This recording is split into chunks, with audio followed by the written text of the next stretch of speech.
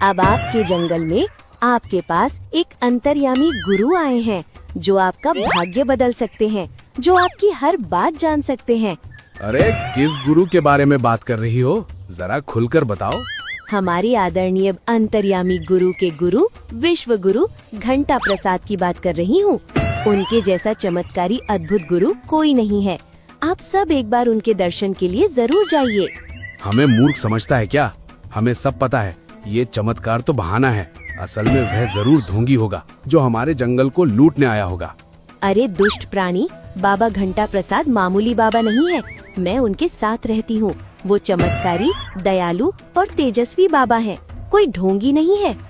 जरा अपना परिचय बताओ, हम भी तो जाने तुमने कितनी सिद्धि पाई है। दुष्ट, मेरा नाम सुरेखा गुप्त है और मैं गुरुदेव की खास चेली हूँ। बाबा ने मुझे ऐसी ऐसी सिद्धि दी है कि अभी तुझे भस्म कर सकती हूँ। अच्छा, तो फिर ठीक है, अभी मुझे भस्म कर। भस्म करना, इसके पास कोई सिद्धि नहीं है। मैं जानता हूँ ऐसे ढोंगियों को। भगाओ इसे। सभी ने लोमड़ी का जम के विरोध किया और उसे भगा दिया। गुरुदेव, हमारी तो कोई नहीं सुन रहा है। सबने मिलके मुझे भगा दिया। अब क्या करें? मैंने सुना है कि इस पार भी जानवर रहते हैं। उन्हें थोड़ा बातों में फंसाकर मेरे पास लाना।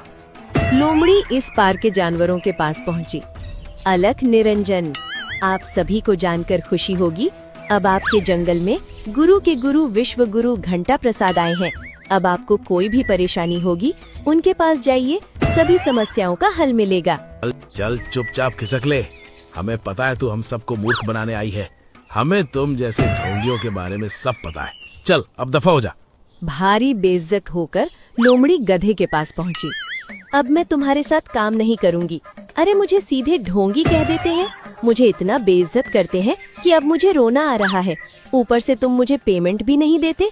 मेरे रहते मेरे शिष्य की बेइज्जती कैसे हो सकती है? तुम चिंता मत करो सुरेखा। अब मैं इन जानवरों को ऐसा सबक सिखाऊंगा कि इनके साथ पुश्तें याद करेंगी। ये अब खुद चलकर मुझसे लुटवाने आएंगे। ये हुई ना बात। अब कोई बढ़िया सा उपाय दो ताकि आगे का काम चालू किया जा सके। गधे ने एक उपाय लोमड़ी को बताया। अरे अरे, क्या फल है? बहुत ही शानदार है, मगर लगता नहीं है कि ये हमारे जंगल का है। मगर ये पेड़ हमारे जंगल में उगा है, इसलिए अब ये हमारा है। तभी एक भेड़िया वहाँ आ पहुँचा। उसे खाने की सोचना भी मत। ये फल हमारे जंगल का है और इस पर हमारा हक है। उससे दूर रहो। ये हमारी जमीन पर लगा है और इसलिए ये अब हमारा है।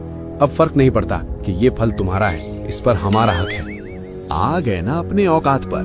मैं हमेशा से जानता था तुम सब एक नंबर के लालची हो। तुम्हारी आंखों में लालच साफ साफ दिखाई देता है। तू बहुत ज्यादा बोल रहा है। ये पेड़ हमारी जमीन में उगा है तो अब ये हमारा पेड़ है। चल भाग यहाँ से। भागेगा तो तू। अभी अपने साथियों को बुलाता हूँ। काला, जग्गा, सब आ जाओ। तू रुक, मैं भी अपने बंदे बुलाता हूँ। गजराज, बल्लू बैल, आ जाओ। दुश्मन जंगल का जानवर हमारा पेड़ हड़पने आया है। धीरे धीरे पूरा हुजूम इकट्ठा हो गया और दोनों दलों में जोरदार लड़ाई चालू हो गई।